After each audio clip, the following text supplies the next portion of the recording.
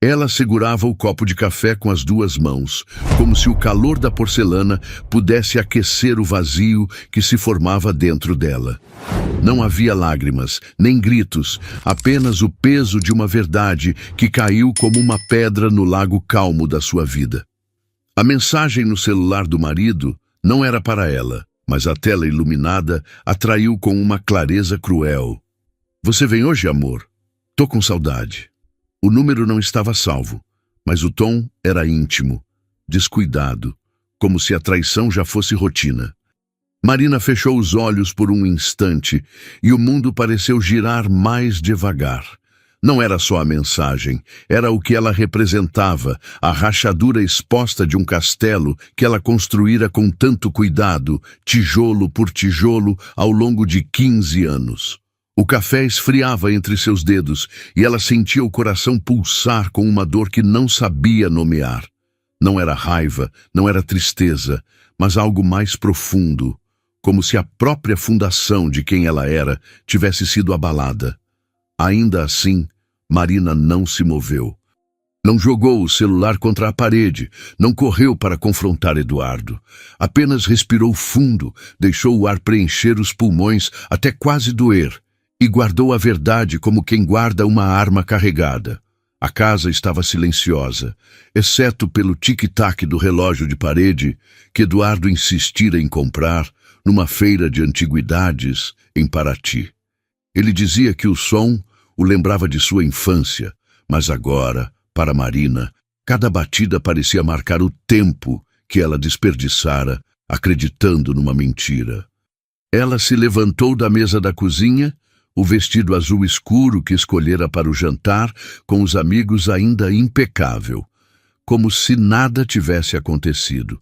Era uma mulher de 38 anos, mas parecia mais jovem, com os cabelos castanhos caindo em ondas suaves sobre os ombros e os olhos castanhos que sempre pareciam guardar mais do que diziam. Marina era CEO de uma empresa de tecnologia em São Paulo, uma dessas startups que começaram pequenas e, graças à sua visão, agora valiam milhões. Ela construíra tudo do zero, com noites insones, reuniões intermináveis e uma determinação que muitos confundiam com frieza. Mas não era frieza, era força, do tipo que nasce de quem sabe que o mundo não perdoa fraquezas. Eduardo, por outro lado, era o oposto. Aos 45 anos, ele ainda se apoiava no charme fácil de quem cresceu sendo o favorito em todos os lugares.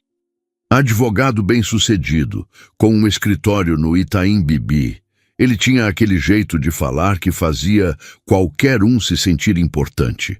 Um dom que Marina já admirara, mas que agora, à luz da traição, parecia apenas uma ferramenta de manipulação.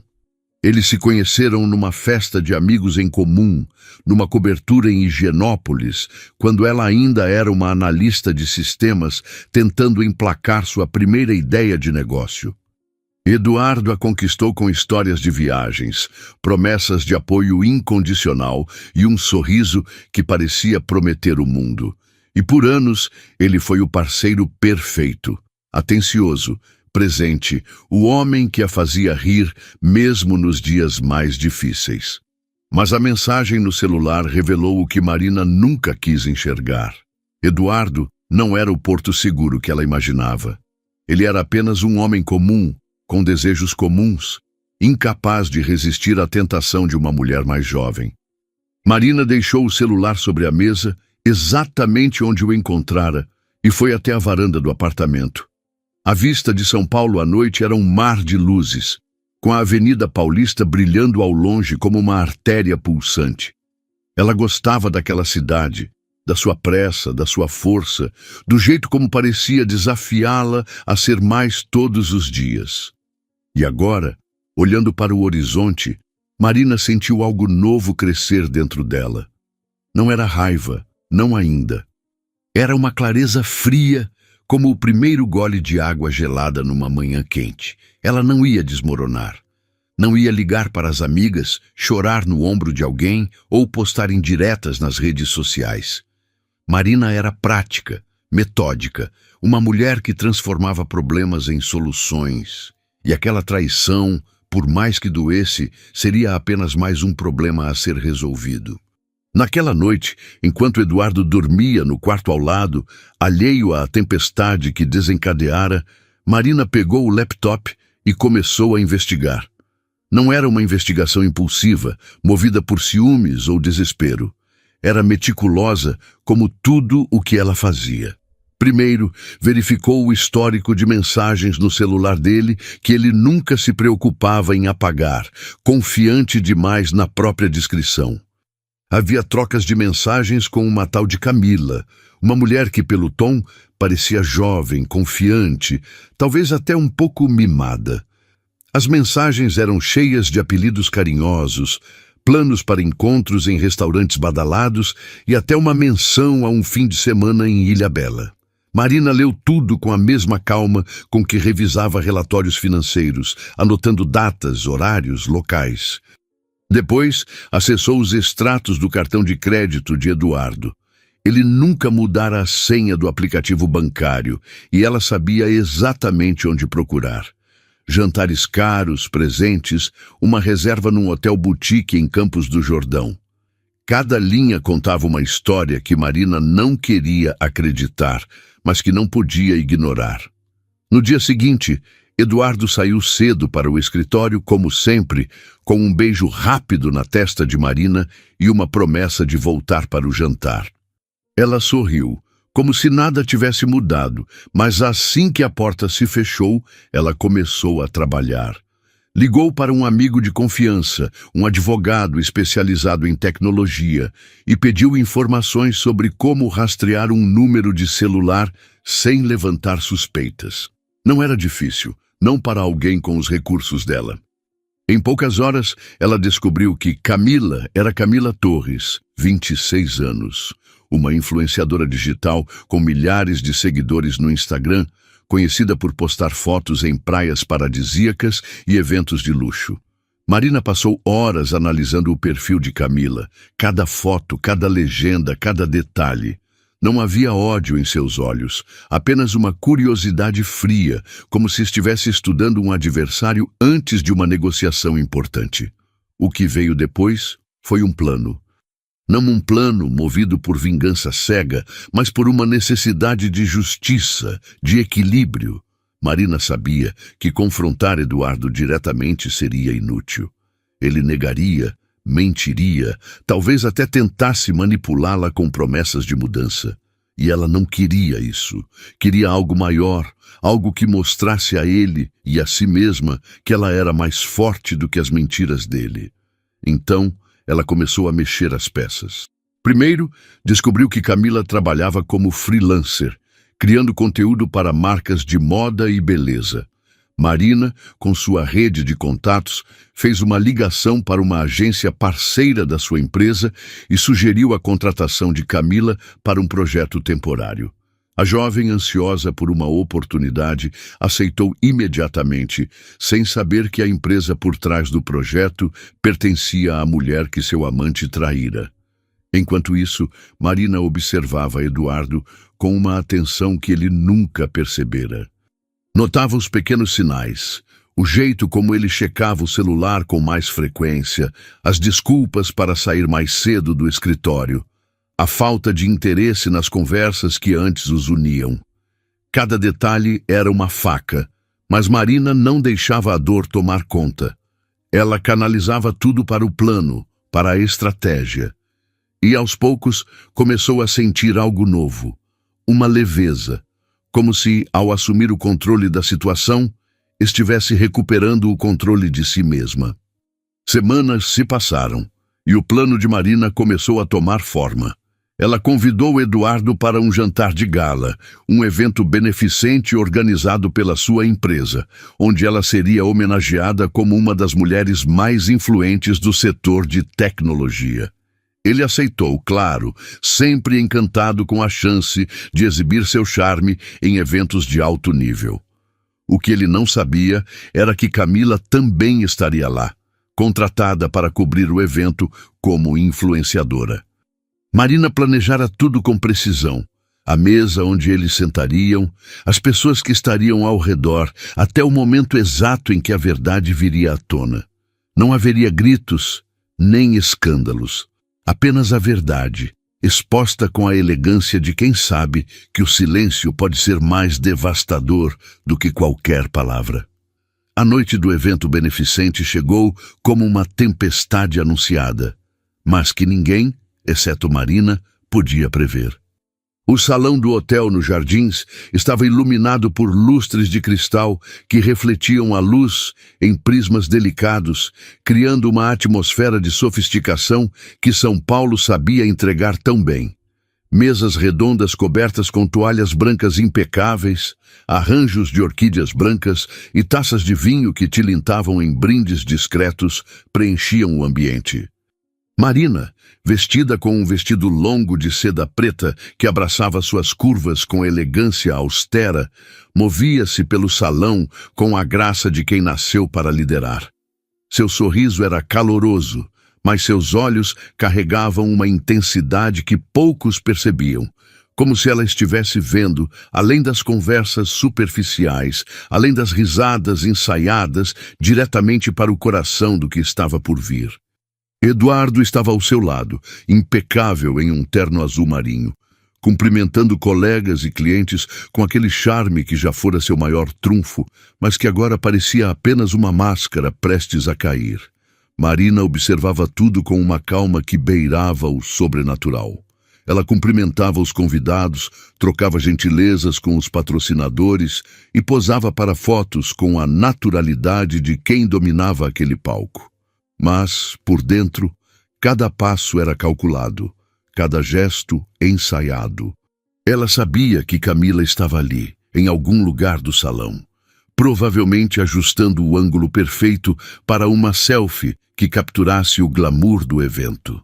Marina a vira entrar, com um vestido vermelho que chamava a atenção demais, os cabelos loiros soltos e um sorriso que transborda confiança.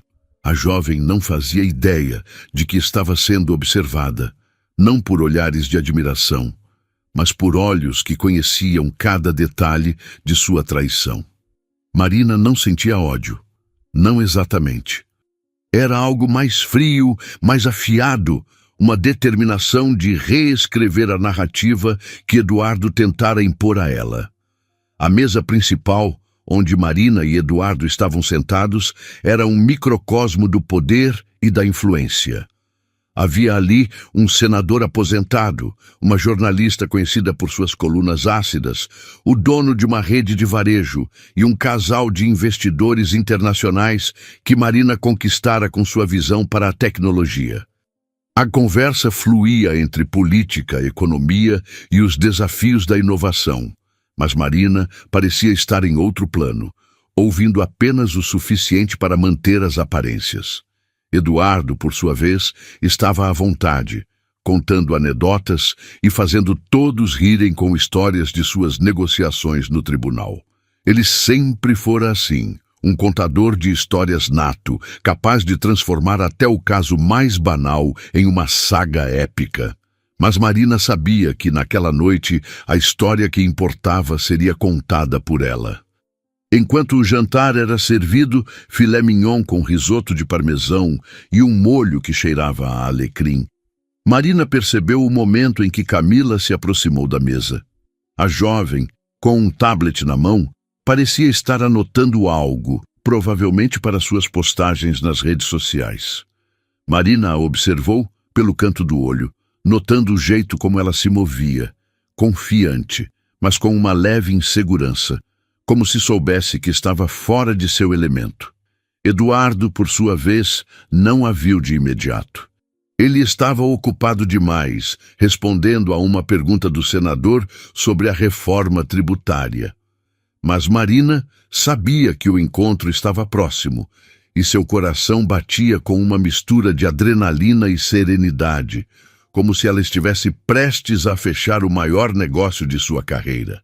O mestre de cerimônias subiu ao palco, um homem de meia idade com uma voz grave e acolhedora, e anunciou que a noite chegara ao momento principal. a homenagem às mulheres que transformaram o setor de tecnologia no Brasil. Marina foi chamada ao palco e o salão irrompeu em aplausos. Ela se levantou, ajeitando o vestido com um movimento sutil, e caminhou até o microfone com a postura de quem carregava o peso de 1000 vitórias e nenhuma derrota visível. O discurso que preparara era curto, mas impactante, falando sobre resiliência, inovação e a importância de abrir portas para outras mulheres. Cada palavra era escolhida com cuidado, não apenas para inspirar, mas para preparar o terreno para o que viria depois.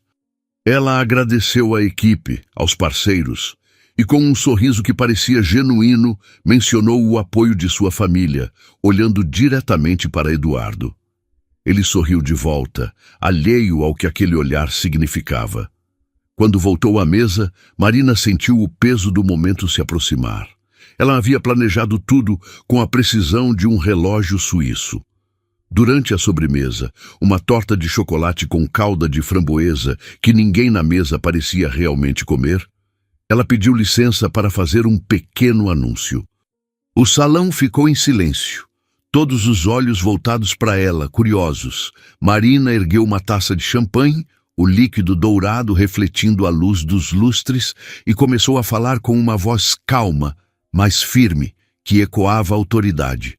Quero aproveitar esta noite para compartilhar uma novidade sobre nossa empresa, disse ela, pausando para garantir que todos estivessem prestando atenção. Estamos lançando um novo projeto, uma campanha de marketing que vai unir tecnologia e influência digital.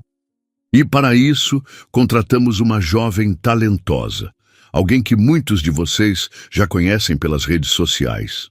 Ela fez um gesto para que Camila se aproximasse, e a jovem, surpresa, mas claramente lisonjeada, caminhou até a mesa principal.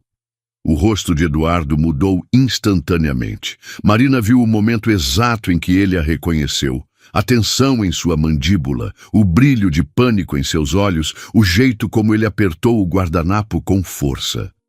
Camila, por sua vez, parecia alheia ao drama, sorrindo para os convidados como se aquele fosse o ápice de sua carreira. Marina continuou, a voz suave como uma brisa, mas com a precisão de uma lâmina. Camila Torres será a cara dessa campanha, e tenho certeza de que ela trará muita visibilidade para a nossa marca. Mas antes de prosseguir, quero compartilhar algo pessoal, porque acredito que transparência é a base de qualquer sucesso. O salão estava tão silencioso que o som de um garfo caindo teria ecoado como um trovão. Marina pegou o celular, que havia deixado estrategicamente ao lado de seu prato, e abriu uma pasta de arquivos que preparara com cuidado. Hoje, enquanto celebramos conquistas, também precisamos reconhecer as verdades que nos desafiam, disse ela, projetando a tela do celular em um monitor ao lado do palco, uma função que ela mesma configurara com a equipe de TI. A imagem que apareceu era uma captura de tela de uma conversa de WhatsApp, a mesma mensagem que Marina lera semanas atrás, com a frase: "Você vem hoje, amor? Tô com saudade." O número de Camila estava destacado, assim como a resposta de Eduardo, cheia de promessas e flertes. O salão prendeu a respiração e Marina continuou, sem alterar o tom. "Quero agradecer ao meu marido, Eduardo, por me ensinar que, às vezes, as maiores lições vêm das maiores decepções." Eduardo tentou se levantar, o rosto vermelho, mas o peso dos olhares ao redor o prendeu à cadeira. Camila, agora percebendo o que estava acontecendo, deixou o tablet escorregar de suas mãos, o som do aparelho batendo no chão, ecoando no silêncio. Marina não olhou para nenhum dos dois diretamente. Em vez disso, continuou falando, agora para o público. Esta empresa foi construída com verdade, com trabalho árduo e com a crença de que podemos transformar dor em propósito. Hoje anuncio que estarei assumindo um novo desafio, liderando nossa expansão internacional e deixarei claro que não carrego comigo nada que não seja verdadeiro.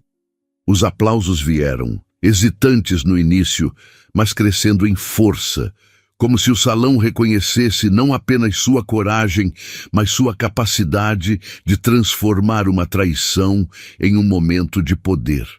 Marina voltou a se sentar, o rosto sereno, como se tivesse acabado de apresentar um relatório trimestral. Eduardo, ainda atordoado, tentou sussurrar algo, mas ela apenas levantou a mão, um gesto pequeno, mas que dizia tudo. Não agora. Camila, humilhada, saiu do salão apressada, os saltos ecoando no piso de mármore. Marina tomou um gole de champanhe, sentindo o gosto efervescente contra a língua, e pela primeira vez em semanas sentiu o coração mais leve. Naquela noite, enquanto os convidados continuavam a festa, alheios ao terremoto pessoal que acabara de ocorrer, Marina voltou para casa sozinha. Eduardo tentou segui-la, mas ela foi clara. Você pode ficar no escritório hoje. Amanhã conversamos sobre o divórcio. Ele não protestou. Não havia como. Marina trancou a porta do apartamento, tirou os sapatos de salto e caminhou descalça até a varanda, onde a cidade ainda brilhava com suas luzes incansáveis. Ela não sentia vitória, não exatamente. O que sentia era algo mais profundo, a certeza de que, ao expor a verdade, havia recuperado algo que Eduardo nunca poderia tirar dela: sua dignidade. Nos dias que se seguiram, Marina mergulhou no trabalho com uma energia renovada. A campanha com Camila foi cancelada e a jovem, envergonhada, desapareceu das redes sociais por semanas. Eduardo tentou se explicar, enviando mensagens longas e cheias de justificativas, mas Marina não respondeu.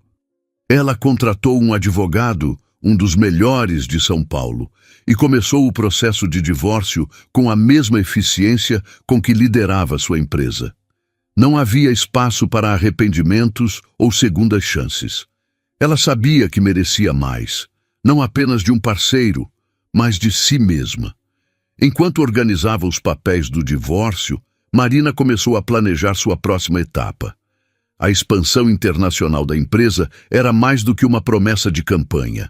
Era uma chance de recomeçar, de explorar novos horizontes. Ela passou noites revisando propostas, conversando com investidores em Londres e Nova York, e pela primeira vez em anos sentiu-se verdadeiramente livre. Não era a liberdade de estar solteira, mas a liberdade de não carregar o peso das mentiras de outra pessoa.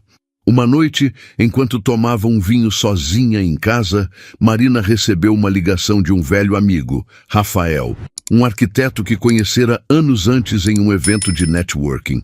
Ele estava em São Paulo para um projeto e sugeriu um café. Marina hesitou, mas aceitou. Não porque buscava um novo amor, mas porque sentia que era hora de abrir espaço para novas conexões, novas possibilidades. O café foi leve, cheio de risadas e histórias, e pela primeira vez em meses, Marina sentiu que podia ser ela mesma, sem armaduras, sem estratégias. O café com Rafael foi como abrir uma janela numa casa que estivera fechada por tempo demais. Não era um encontro romântico, nem mesmo uma promessa de algo além de uma conversa despretensiosa. Mas, para Marina, foi um lembrete de que o mundo ainda existia fora das paredes que ela construíra para se proteger. Sentada numa cafeteria pequena na Vila Madalena, com paredes cobertas de quadros coloridos e o aroma de café moído na hora, ela ouviu Rafael falar sobre seus projetos de arquitetura com uma paixão que a fez sorrir de verdade pela primeira vez em semanas. Ele era diferente de Eduardo, não pelo charme, que Eduardo tinha de sobra, mas pela autenticidade. Rafael falava com as mãos, gesticulando como se estivesse desenhando o futuro no ar, e seus olhos brilhavam com uma sinceridade que Marina quase esquecera que existia.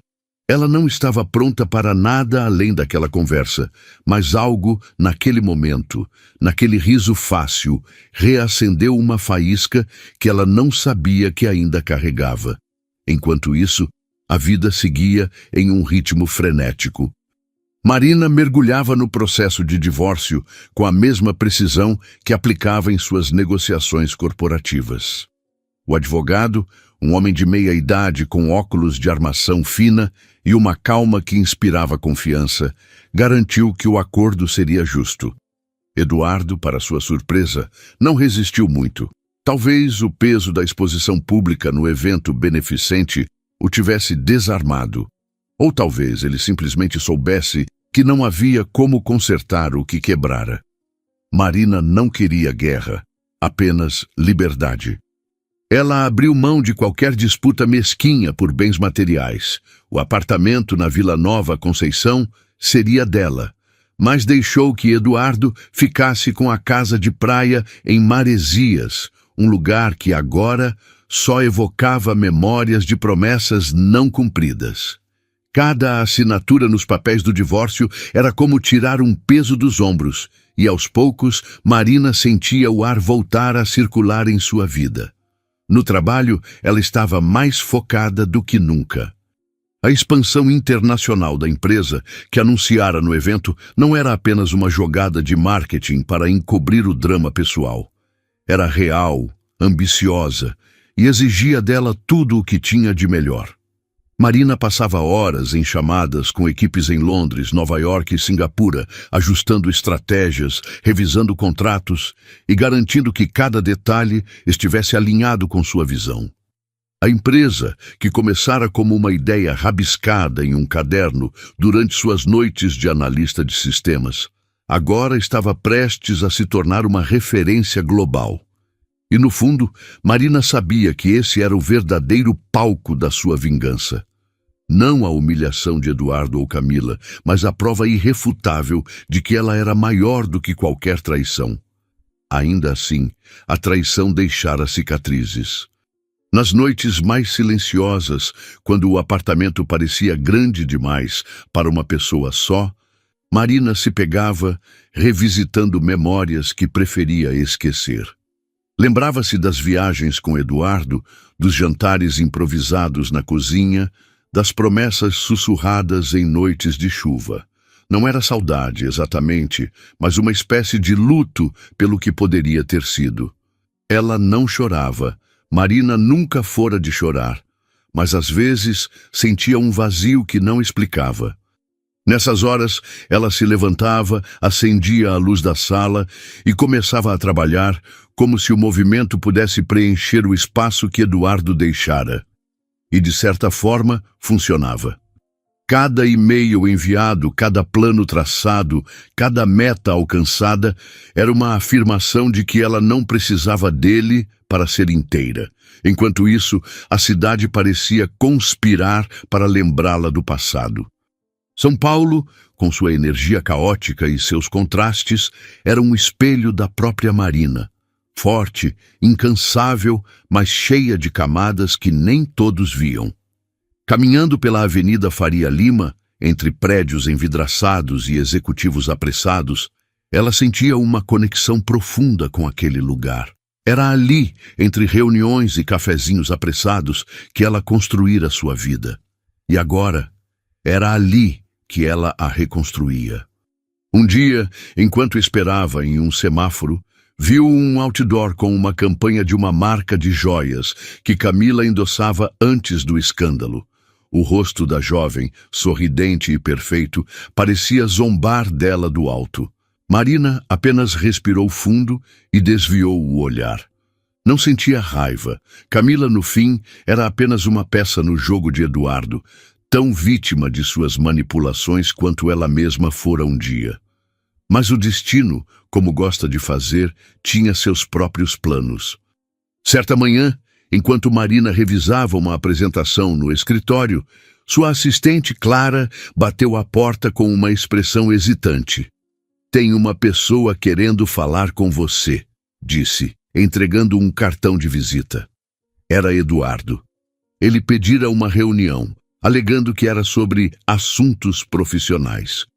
Marina hesitou, mas a curiosidade, ou talvez a necessidade de fechar aquele capítulo de uma vez por todas, falou mais alto. Ela concordou em recebê-lo, mas com uma condição. A conversa seria no seu território, na sala de reuniões envidraçada no topo do prédio, onde ela se sentia no comando. Eduardo entrou com o mesmo charme de sempre, mas havia algo diferente nele.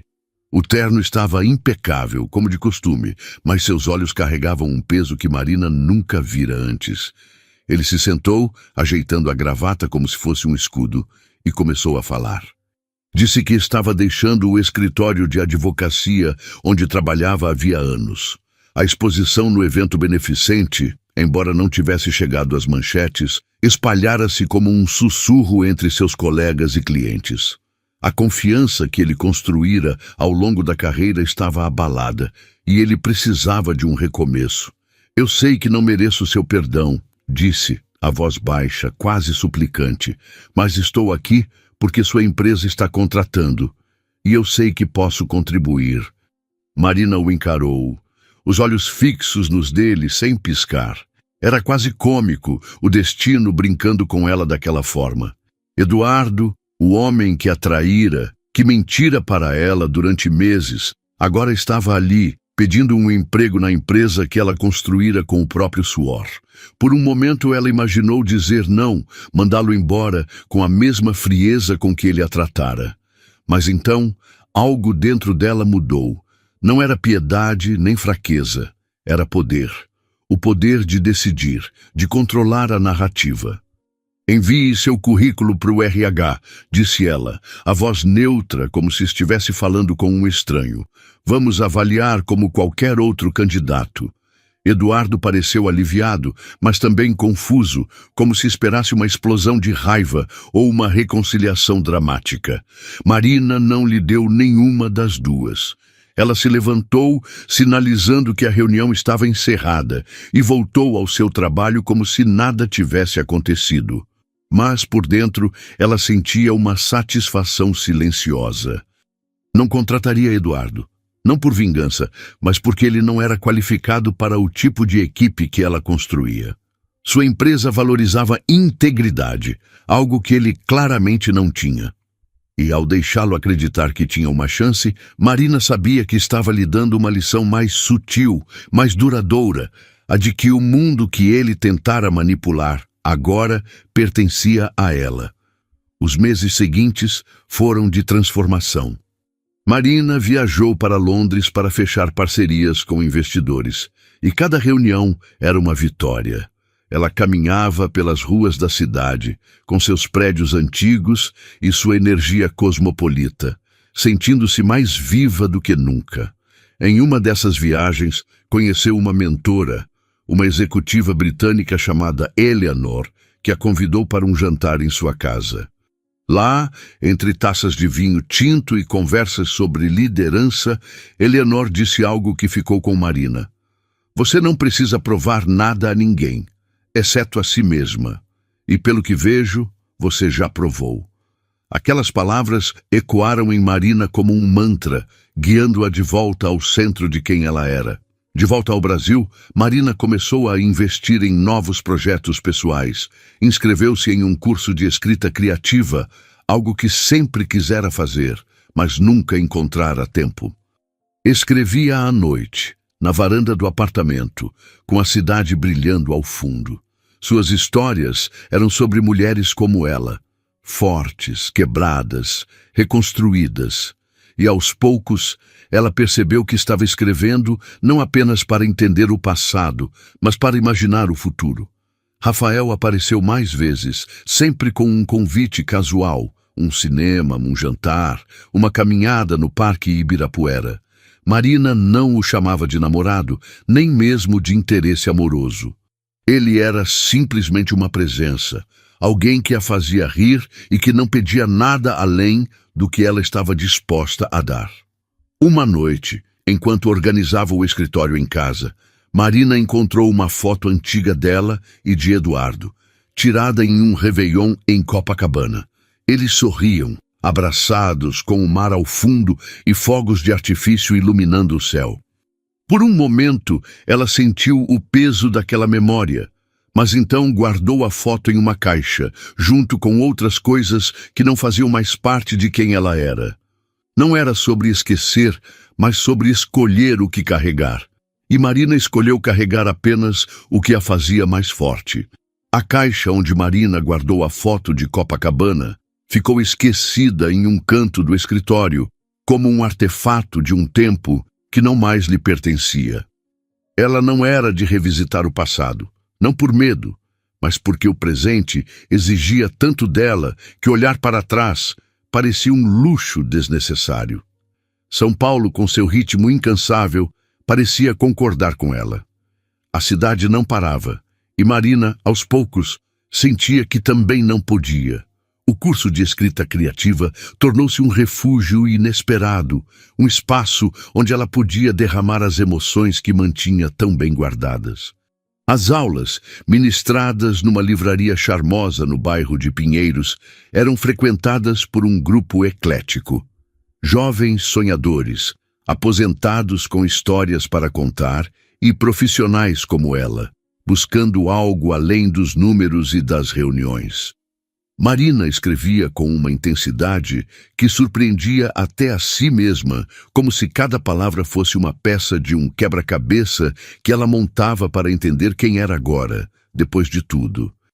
Suas histórias, muitas vezes, giravam em torno de mulheres que enfrentavam o impossível e saíam mais fortes.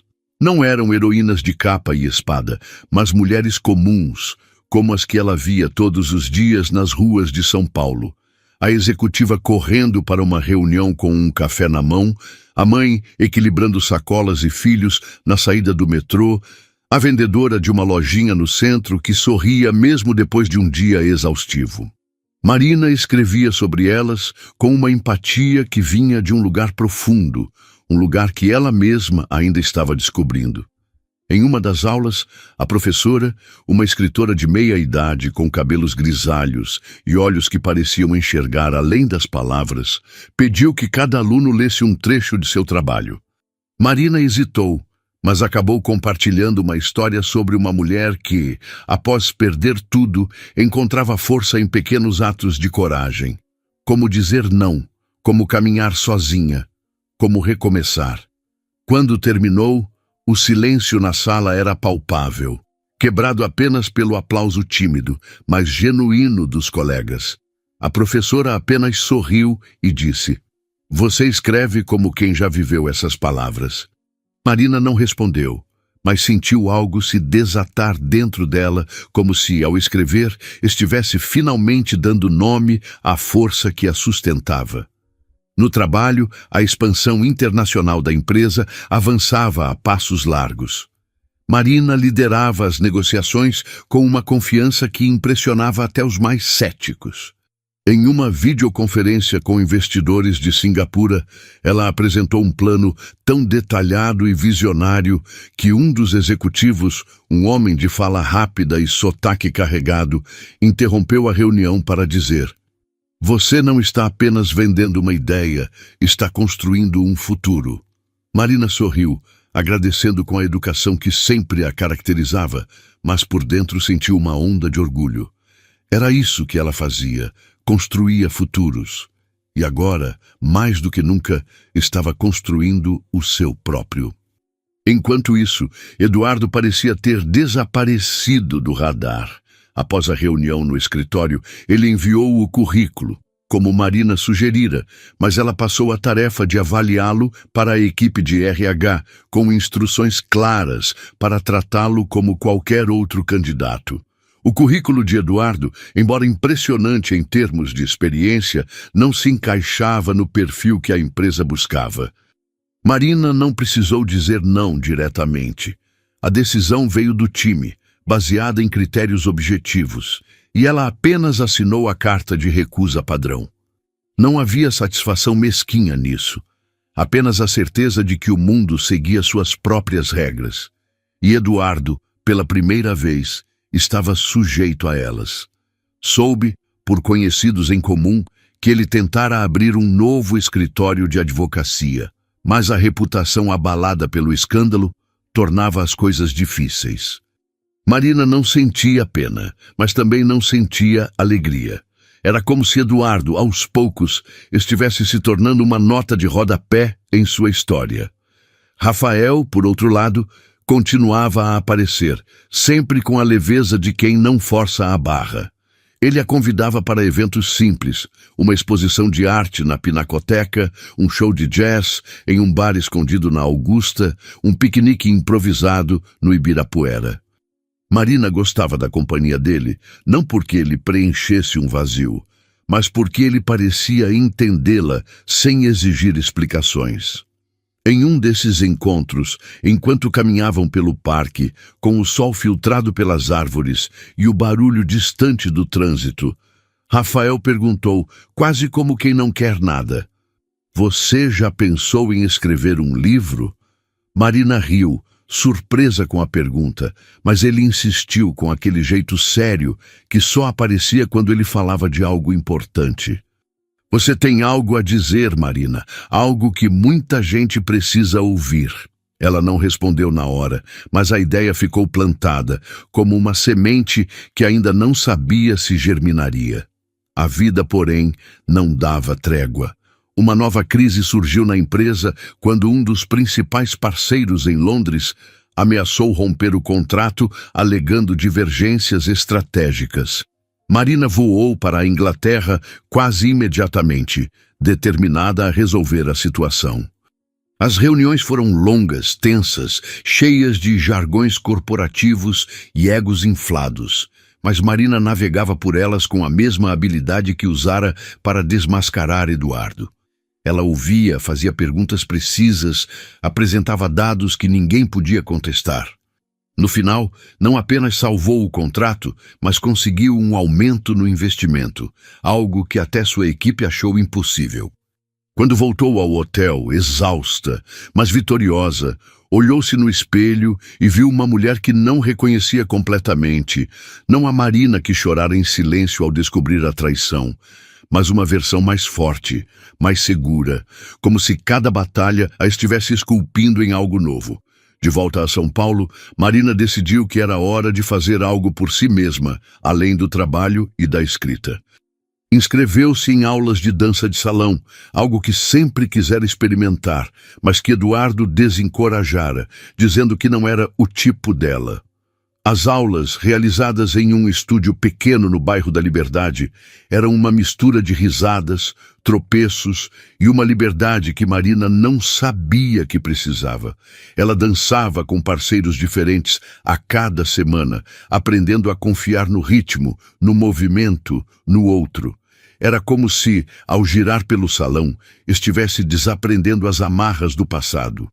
Uma noite, após uma aula particularmente divertida, ela se pegou rindo alto, algo que não fazia há meses. O instrutor, um homem de cabelos cacheados e sorriso contagiante, brincou: "Você dança como se estivesse contando uma história." Marina apenas sorriu, mas pensou: "Talvez eu esteja." Enquanto isso, o curso de escrita criativa chegava ao fim e a professora propôs um projeto final. Cada aluno deveria escrever uma novela curta, algo que capturasse uma jornada pessoal. Marina escolheu contar a história de uma mulher que, após uma grande perda, descobria que a verdadeira força não estava em vencer os outros, mas em reconstruir a si mesma. Escreveu com uma intensidade que a surpreendeu, as palavras fluindo como se tivessem esperado anos para sair. Quando apresentou o texto na aula final, a sala ficou em silêncio e a professora, com lágrimas nos olhos, disse: "Isso não é só uma história, é uma verdade." Marina sentiu o coração apertar, não de tristeza, mas de uma plenitude que não sabia nomear. A novela, embora fictícia, era um espelho da sua própria jornada. Escrever sobre ela, ainda que sob o véu da ficção, permitiu que Marina enxergasse sua história com clareza. Ela não era apenas a mulher traída, a CEO bem-sucedida, a aluna de escrita ou a dançarina iniciante. Era tudo isso e mais, uma soma de partes que não se encaixavam perfeitamente, mas que formavam algo único. Quando terminou o curso, a professora sugeriu que ela enviasse o texto para uma editora. Marina riu, dizendo que era só um hobby, mas a ideia, como a sugestão de Rafael, ficou guardada em um canto da mente. Uma noite, enquanto tomava um chá na varanda, Marina recebeu uma mensagem de Rafael. Ele estava em São Paulo novamente e queria saber se ela toparia um jantar. Desta vez, Marina não hesitou. Escolheram um restaurante pequeno no Itaim, com mesas ao ar livre e luzes suaves penduradas nas árvores. A conversa fluiu como sempre, mas havia algo diferente no ar, uma eletricidade que Marina não podia ignorar. Rafael falou sobre um projeto que estava desenvolvendo, um espaço cultural no centro de São Paulo com foco em artistas locais. Ele perguntou se Marina gostaria de colaborar, trazendo sua expertise em tecnologia para criar uma experiência interativa. Ela disse que pensaria, mas no fundo já sabia que diria sim. Não por ele, mas por si mesma, pela chance de criar algo novo, algo que a conectasse com a cidade que tanto amava. Quando voltou para casa, Marina sentou-se à mesa da sala, abriu o laptop e começou a revisar sua novela. Pela primeira vez, considerou a possibilidade de publicá-la. Não para provar nada a ninguém, mas porque sentia que aquelas palavras poderiam tocar outras mulheres, outras vidas. Ela imaginou sua história nas mãos de alguém que, como ela, precisasse lembrar que a dor não é o fim, mas apenas um capítulo. E, enquanto digitava, com a cidade brilhando lá fora, Marina sentiu uma paz que não vinha de fora, mas de dentro. A paz de quem sabe que, no final, a maior vitória é ser fiel a si mesma. A decisão de revisar sua novela trouxe a Marina uma clareza que ela não esperava. Sentada à mesa da sala, com o laptop aberto e a cidade pulsando lá fora, ela sentia que cada linha escrita era mais do que um exercício criativo.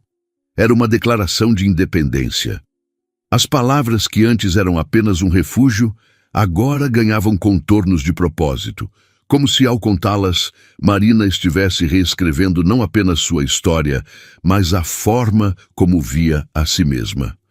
Ela passava noites ajustando parágrafos, escolhendo cada verbo com o cuidado de quem sabe que uma palavra pode mudar tudo. O processo era solitário, mas não solitário no sentido de vazio. Era uma solitude que a preenchia, como se pela primeira vez ela estivesse em diálogo consigo mesma, sem intermediários.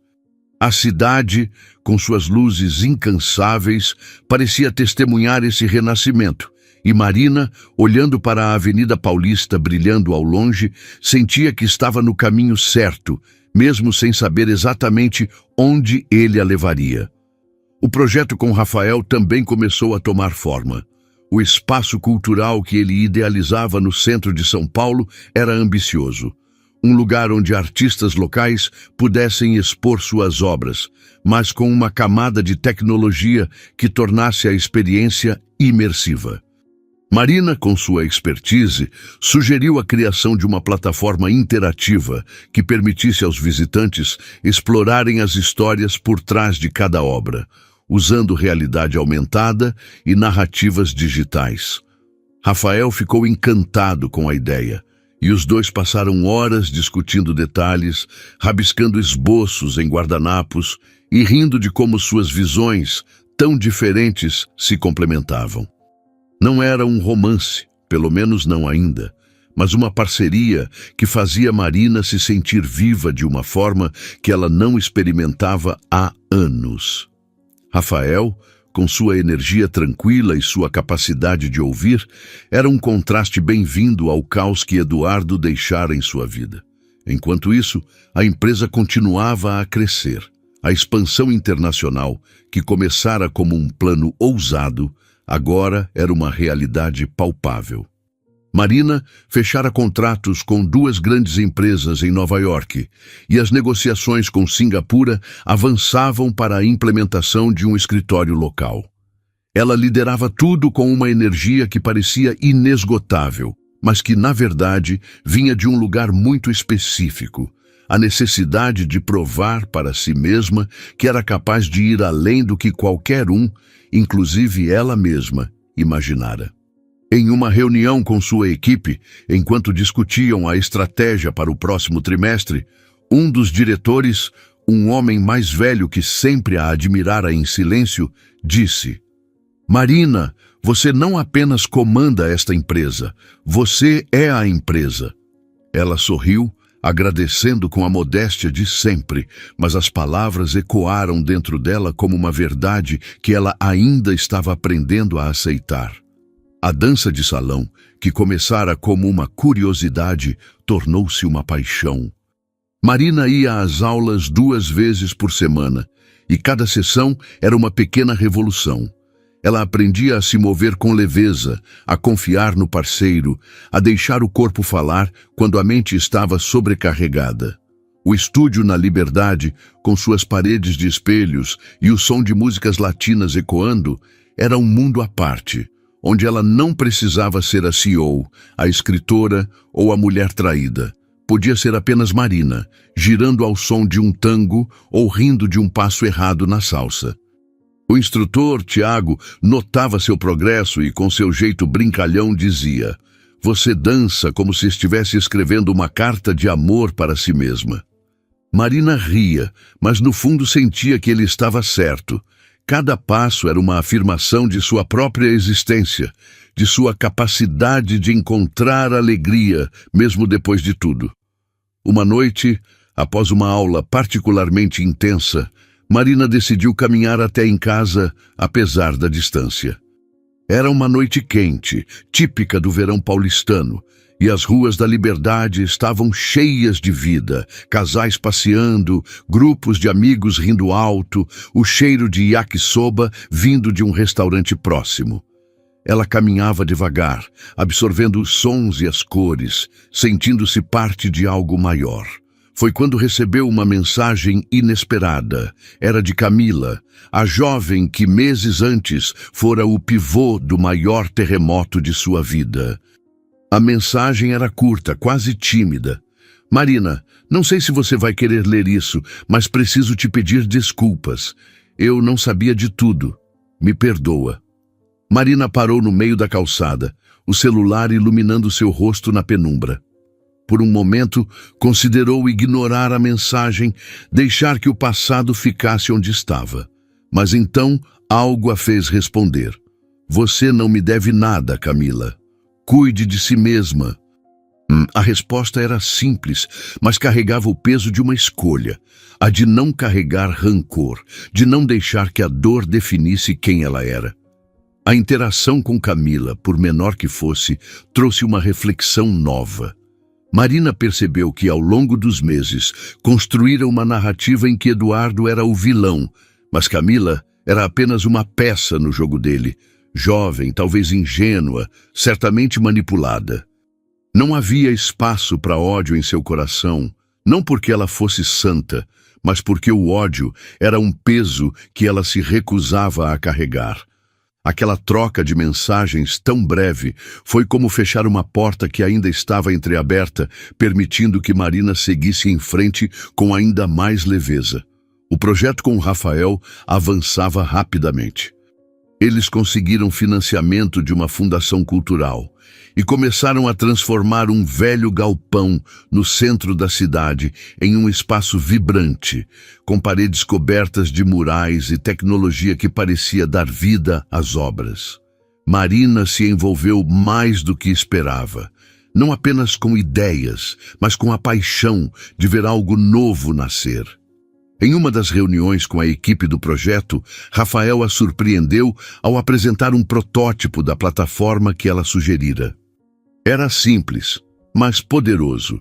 Uma tela interativa que contava a história de cada artista com vídeos, áudios e animações que tornavam a experiência quase mágica.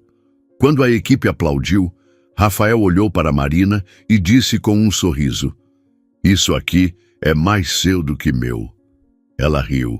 negando, mas sentiu uma onda de gratidão por estar ali, construindo algo que não era apenas um trabalho, mas uma extensão de quem ela estava se tornando.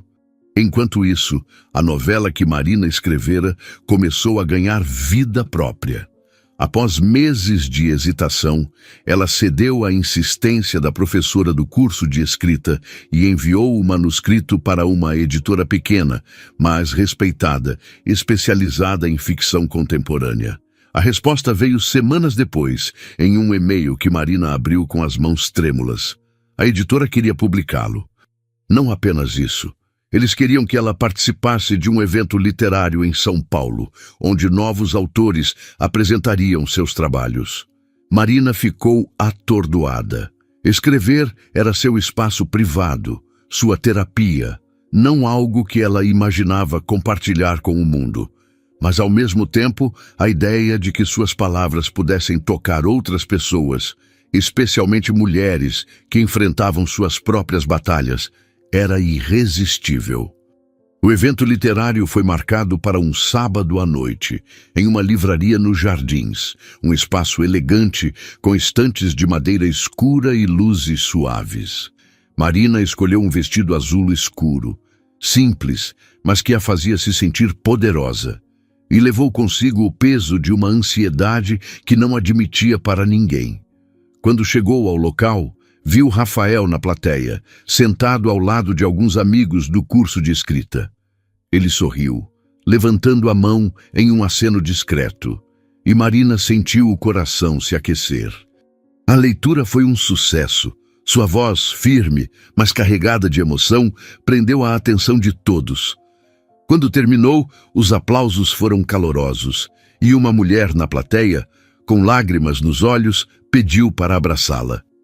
Sua história é a minha história, disse ela, a voz embargada. Marina, que sempre controlava tão bem suas emoções, sentiu os olhos marejarem, mas sorriu e agradeceu. Naquela noite, enquanto voltava para casa com Rafael, que insistira em acompanhá-la, Marina sentiu que algo havia mudado. Não era apenas a publicação do livro, nem o sucesso do evento. Era a sensação de que finalmente ela estava vivendo para si mesma. Rafael, percebendo seu silêncio, perguntou: "Você está bem?" Ela olhou para ele, os olhos brilhando sob as luzes da rua, e disse: "Tô mais do que bem. Tô viva." Ele sorriu, e por um momento, Marina pensou em segurar sua mão, mas decidiu que ainda não era a hora. Havia tempo. Pela primeira vez, ela sabia que havia tempo. A noite em que Marina disse a Rafael que estava viva não foi apenas uma frase jogada ao vento, mas um marco, uma linha invisível que separava quem ela fora de quem ela se tornara. As ruas dos Jardins, banhadas pela luz quente do verão paulistano, pareciam pulsar em sintonia com ela, como se a cidade, com sua energia incansável, celebrasse sua transformação. Caminhando ao lado de Rafael, Marina sentia o ar tocar sua pele como um convite para continuar, para não parar. Não havia pressa em seus passos, nem urgência em suas palavras. Pela primeira vez em muito tempo, ela sentia que o tempo era seu aliado, um companheiro que não a pressionava, mas a acompanhava. O evento literário, a leitura de sua novela, os aplausos, o abraço daquela mulher desconhecida que viu sua própria história refletida nas palavras de Marina, tudo isso era mais do que um momento de validação. Era a prova de que ela não apenas sobrevivera à traição de Eduardo, mas transformara a dor em algo maior, algo que transcendia sua própria existência e alcançava outras mulheres, outras vidas, outras lutas. Os dias seguintes foram de uma intensidade nova, não mais alimentada pela necessidade de provar algo a alguém, mas pela vontade de viver plenamente, de ocupar cada canto de si mesma. A editora que publicaria sua novela mergulhou no processo de edição com um entusiasmo que contagiava Marina. Ela revisava cada capítulo com um cuidado quase obsessivo, ajustando frases, polindo diálogos, como se cada palavra fosse uma peça de um mosaico que precisava refletir a verdade de sua jornada. Sofia, a editora, uma mulher de fala rápida e olhos que pareciam enxergar além do texto, era incansável em seu apoio. "Marina, este livro não é só uma história", disse ela em uma reunião no escritório da editora. "Um espaço pequeno, mas acolhedor, com paredes cobertas de livros e o cheiro de café no ar. É uma ponte. Você está construindo uma ponte para mulheres que precisam lembrar que podem se reconstruir." Marina sorriu com a modéstia que sempre a acompanhava, mas por dentro sentiu uma onda de orgulho. Não era vaidade, mas a certeza de que suas palavras tinham o poder de tocar, de curar, de inspirar. O projeto com Rafael também avançava, ganhando contornos que Marina não previra. O espaço cultural no centro de São Paulo estava quase pronto, e o que antes era um galpão vazio agora vibrava com vida. As paredes, cobertas de murais pintados por artistas de comunidades locais, contavam histórias de resistência, de amor, de luta. A plataforma interativa que Marina desenvolvera, com realidade aumentada e narrativas digitais, era o coração do projeto, conectando cada obra a uma voz, uma história, uma alma. Em uma das últimas reuniões antes da inauguração, Rafael a levou para ver o espaço à noite, quando as luzes suaves faziam os murais parecerem vivos. Eles caminharam em silêncio, absorvendo a beleza do que haviam criado juntos, e Marina sentiu uma conexão profunda com aquele lugar. Era mais do que um projeto, era um símbolo do que ela aprendera, que das ruínas pode nascer algo novo, que o vazio pode ser preenchido com propósito. A inauguração do Espaço Cultural foi um evento que capturou o espírito de São Paulo, vibrante, caótico, cheio de vida. O galpão estava lotado, com artistas, jornalistas, moradores do bairro e curiosos que vinham atraídos pela promessa de algo diferente. Marina, vestida com um vestido verde escuro que parecia capturar a luz, movia-se pelo espaço com a graça de quem sabia exatamente onde estava. Rafael, ao seu lado, apresentava os artistas com um entusiasmo que fazia todos sorrirem. E em um momento de pausa, enquanto tomavam uma taça de espumante, ele se inclinou e disse: "Você sabe que isso aqui é mais seu do que meu, né?" Marina riu, negando com a cabeça, mas o olhar dele era tão sincero que ela sentiu o coração acelerar. Não era amor, não ainda, mas era algo que crescia devagar, com raízes profundas, como uma árvore que precisa de tempo para se firmar. Naquela mesma semana, uma ligação inesperada trouxe um novo peso ao coração de Marina. Era sua mãe, Dona Lúcia, que vivia em Campinas e raramente ligava sem motivo. A voz dela, sempre tão firme, tremia de emoção.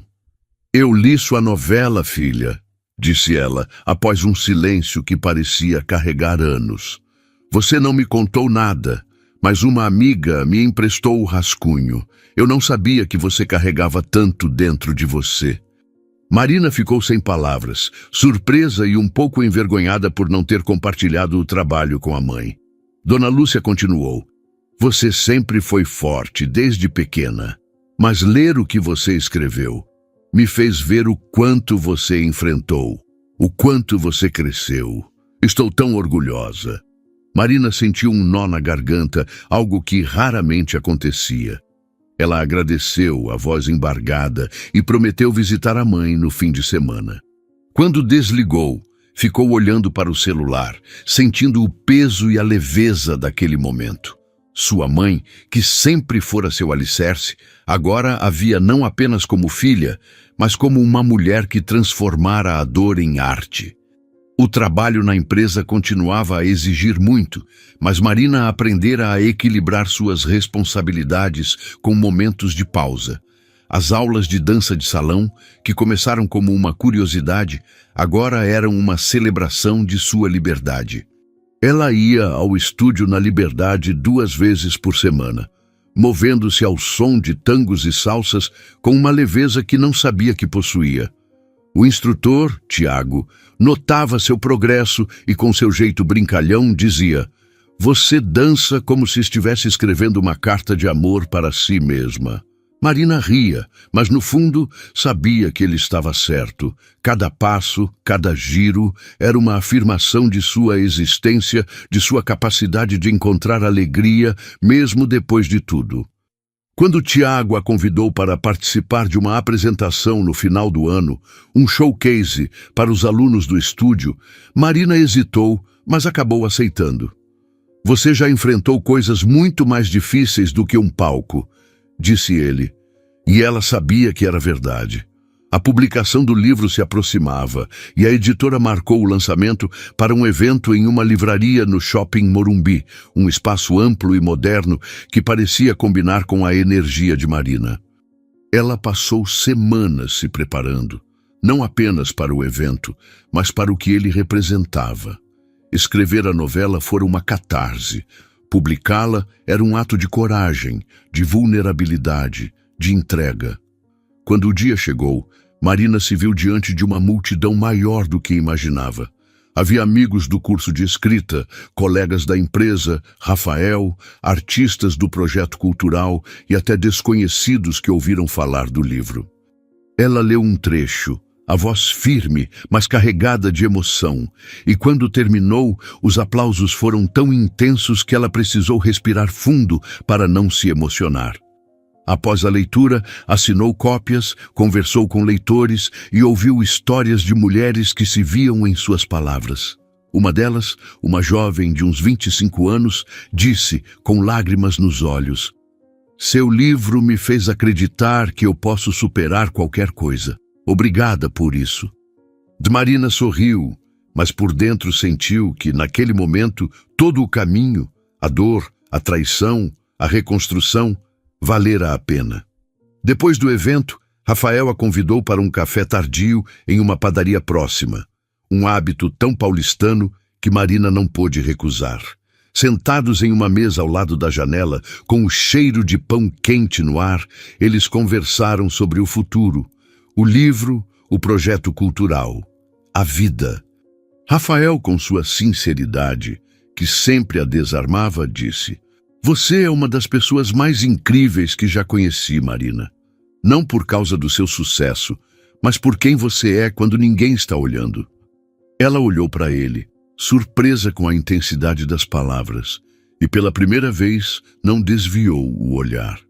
"Você também não é tão mal, sabe?" respondeu com um sorriso que dizia mais do que as palavras. Naquela noite, quando ele a acompanhou até a porta do prédio, Marina segurou sua mão por um instante, um gesto pequeno, mas que parecia carregar o peso de um novo começo. Os meses seguintes foram de consolidação. O livro de Marina tornou-se um fenômeno silencioso, não apenas em São Paulo, mas em outras cidades do Brasil. Ela recebeu convites para palestras, entrevistas e até um festival literário no Rio de Janeiro, onde falou para uma plateia de mulheres que, como ela, buscavam sentido na dor. A empresa continuou crescendo, com o escritório em Singapura finalmente inaugurado. E Marina liderava tudo com uma confiança que não era mais sobre provar algo, mas sobre viver sua verdade. A dança permaneceu parte de sua vida, e ela se apresentou no showcase do estúdio, rindo de seus próprios erros, mas sentindo uma alegria que não dependia da perfeição. Rafael tornou-se uma presença constante, não como uma necessidade, mas como uma escolha. Eles não rotulavam o que tinham, mas Marina sabia que com ele podia ser ela mesma, sem máscaras, sem estratégias. Mas o verdadeiro fechamento veio de forma inesperada. Um dia, enquanto organizava papéis no escritório, Marina encontrou uma carta antiga, escrita por ela mesma anos antes, durante os primeiros meses de seu casamento com Eduardo. Era uma lista de sonhos: viajar pelo mundo, abrir sua própria empresa, escrever um livro, aprender a dançar. Ela leu cada item com um sorriso agridoce, percebendo que, sem saber, realizara quase todos eles, não por causa de Eduardo, mas apesar dele. A carta era um lembrete de quem ela sempre fora. Uma mulher com sonhos grandes, com uma força que nem ela mesma conhecia na época. Ela guardou a carta não na caixa do passado, mas em uma gaveta onde guardava coisas importantes, coisas que ainda faziam parte de quem ela era. Naquela noite, Marina voltou à varanda do apartamento, olhando para a cidade que nunca dormia. São Paulo, com suas luzes e seus contrastes, era mais do que um cenário. Era uma testemunha de sua jornada. Ela pensava em tudo o que passara. A traição, que a fizera questionar sua própria força. A vingança que não fora sobre destruir, mas sobre afirmar sua dignidade. O renascimento que a levara a escrever, dançar, liderar, amar. Cada passo a conduzir até ali, até aquela mulher que agora olhava para o horizonte com a certeza de que não precisava de ninguém para ser inteira. A verdadeira vitória não estava em derrotar Eduardo ou Camila, mas em construir uma vida que a fazia sentir-se viva, completa, livre. E então, com a cidade brilhando como um mar de possibilidades, Marina fechou os olhos e deixou que uma verdade simples a envolvesse. Algumas tempestades não vêm para destruir você. Vêm para limpar o caminho. O que você achou da história? Deixe nos comentários sua nota de 0 a 10. Se inscreva para receber nossas histórias em primeira mão. Até o próximo vídeo.